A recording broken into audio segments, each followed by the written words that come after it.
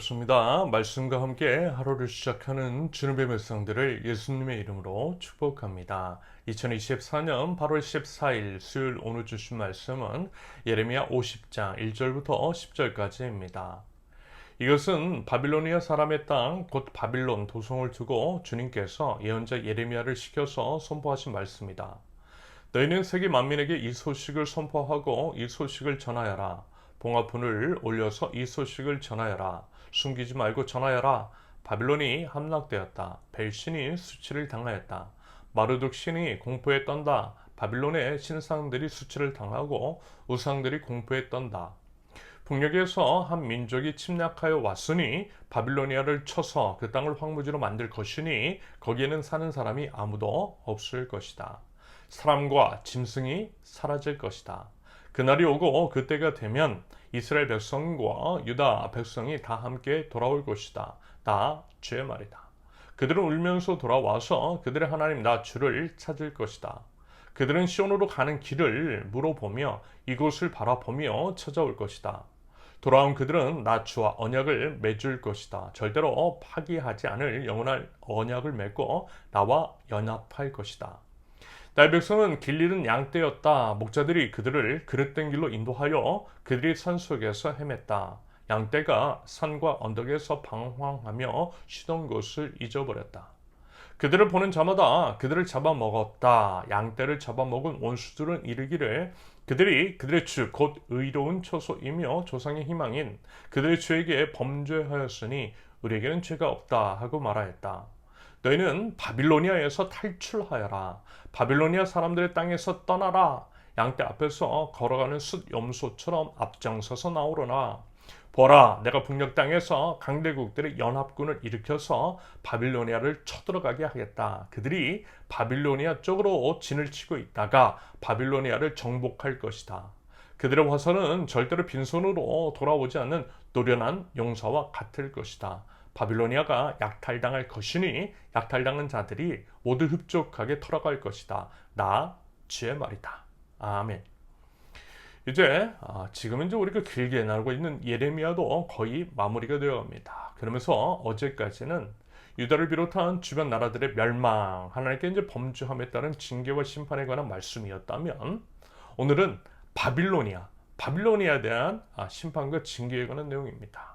여러분 아마 기억하실 거예요. 유다를 비롯한 각 나라들의 심판과 징계에 대한 메시지 이후 회복에 관한 내용이 있더라고 말입니다. 하나님의 본심에 대해서 말씀을 드리면서 하나님은 회개와 회복을 원하시더라고 했어요. 그러면서 심판의 도구는 다름 아닌 바빌로니아, 심판의 대상은 유다 백성이었어요. 그런다고 할 때 만약에 유다가 포로에서 풀려나고 나라의 회복이 있으려면 반대로 당연히 바빌로니아가 망해야 하는 것이 논리적 귀결이겠죠.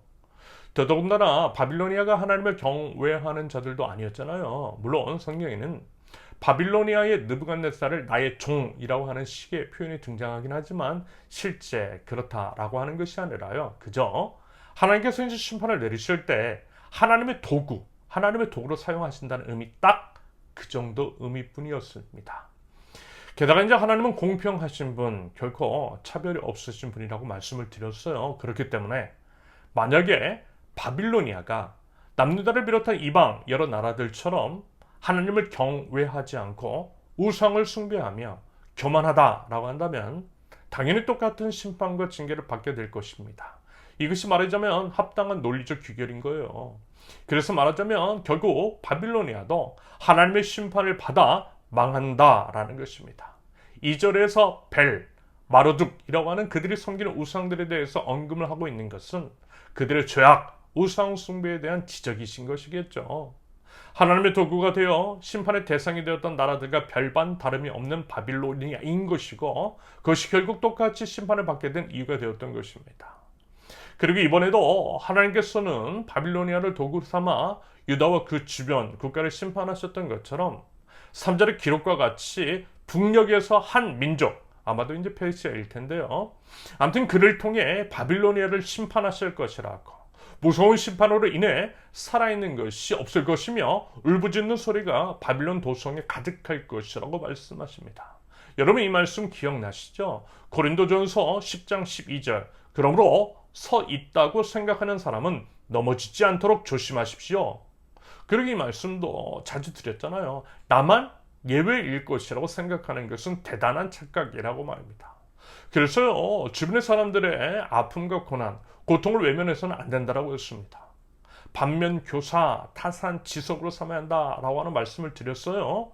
그래서 만약에 하나님 앞에 겸손했더라면, 하나님을 경외하고 하나님의 법도를 지켰더라면 당연히 하나님의 심판과 징계를 피할 수 있었을 것입니다. 그런데 안타깝게도 그렇지 않아 심판을 받게 되었더라는 거죠. 여러분, 하나님을 경외하십시오.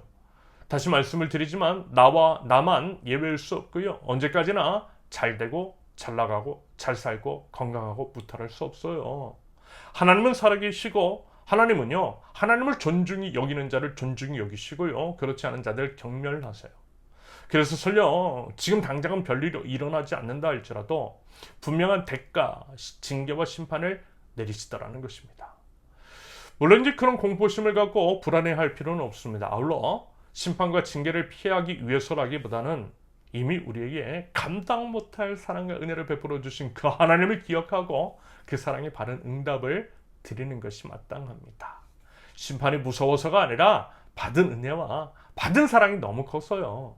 하나님께 작은 마음이라도 돌려드리려는 거죠. 하나님을 경외하고 하나님의 법도를 따름으로써 우리의 하나님에 대한 사랑을 증명하는 것입니다. 우리 한번 그래 보자라는 거예요. 그러면서 바빌로니아의 멸망은 곧 이스라엘의 회복이라고 했습니다. 하나님은 하나님 나라 백성을 잊지 않으시고 포기하지 않으세요. 게다가 분명 하나님의 본심은 회복이고 예레미야를 통해 수차례 회복을 약속하셨습니다. 말하자면 그에 대한 내용이 4절 이하의 기록이겠죠. 그날이 오고 때가 오면 포로에서 해방될 것이라고. 시온으로 상징되는 이스라엘 땅으로 귀환할 것이라고 말씀하세요. 그때가 되면 모든 것이 회복될 것이라는 것입니다. 한편 하나님께서는 분명하게 말씀하세요. 하나님 나라 백성인 이스라엘이 이 지경에 이른 것, 나라가 망하고 포로로 끌려가게 된 이유에 대해 그것은 분명 지도자의 탓이라고 말씀하십니다. 6절, 나의 백성은 길 잃은 양떼였다. 목자들이 그를 그릇된 길로 인도하여 그들이 산속에서 헤맸다. 그러면서 성경은 분명 리드하는 자에 대한 주의 및 경고를 자주 하고 있어요. 누가복음 6장 39절, 예수께서 그들에게 또 비유 하나를 말씀하셨다. 눈먼 사람이 눈먼 사람을 인도할 수 있느냐? 둘 다 구덩이에 빠지지 않겠느냐? 야고보서 3장 1절, 나의 형제 자매 여러분은 선생이 되려고 하는 사람이 많아서는 안 됩니다. 여러분이 아는 대로 가르치는 사람인 우리가 더 큰 심판을 받을 것입니다. 그런데 사실 여러분, 우리나라만 하더라도 여러분의 교회 및 공동체의 사례만 하더라도 어떤 지도자를 만나느냐, 그래서 이제 어떤 방향성 아래의 보호와 리드를 받느냐에 따라 개인 및 공동체의 운명이 확연하게 달라집니다. 아마 이 부분은 굳이 부연 설명을 드리지 않아도 아마 이제 다들 몸소 겪고 계실 거예요. 그래서 뭐라고요? 지도자를 잘 뽑아야 되는 거예요. 지도자를 잘 만나야 되는 겁니다. 지도자를 위해서 특히 더 기도해야만 하는 겁니다. 그래야만 우리 모두가 살 수 있는 것입니다. 이런 이유로 디모데전서에 이와 같은 권면의 말씀이 있는 것이겠죠. 디모데전서 2장 1절과 2절. 그러므로 나는 무엇보다도 먼저 모든 사람을 위해서 하나님께 간구와 기도와 중보기도와 감사기도를 드리라고 그대에게 권합니다. 왕들과 높은 지위에 있는 모든 사람을 위해서도 기도하십시오.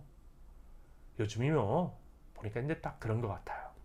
방금 예레미야의 말씀처럼 우리는 길을 잃는 양떼, 목자들, 지도자라고 하는 자들이 우리를 그릇된 길로 인도함으로써 방황하고 헤매고 있는 상태, 불쌍한 양떼인 우리들인지 모르겠습니다.